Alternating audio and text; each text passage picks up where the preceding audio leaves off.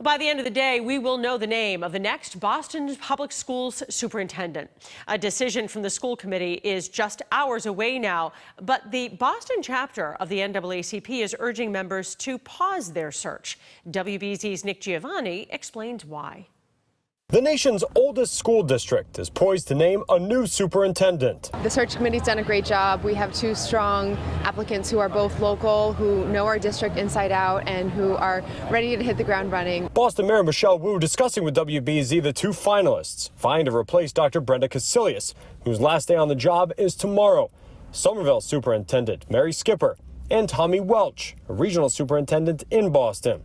The school committee is now scheduled to vote tonight on who's going to take over as Casilius' successor, having avoided a state takeover this week by finalizing a systemic improvement plan between the city, state, and district. We have a lot of work to do on the agreement that we just signed with the state as well.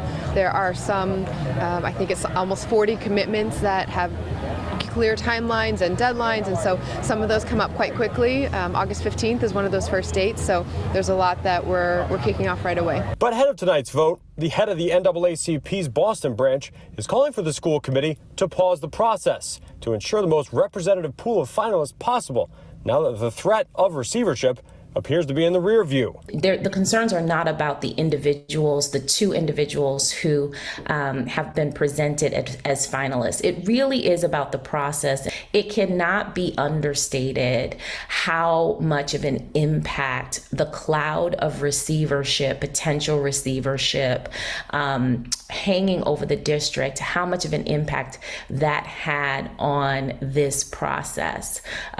It is, for anyone who is interested in taking on a new job, knowing what the job is going to be is kind of a basic, is a basic expectation. This search process has been one that attracted a large number of applicants. We got more applicants in Boston than in other cities around the country in a tough time to be recruiting for this top job. And our search committee, which represented the community across all groups and views and backgrounds, made sure that at every stage of the process, through multiple interviews and vetting and materials, there was a representative group racially and by experience and by viewpoint in that pool as well. In its job description, BPS says it's looking for a strong educational leader who's committed to addressing issues of equity, coherence, and innovation, and embraces anti-racism as an organizational imperative.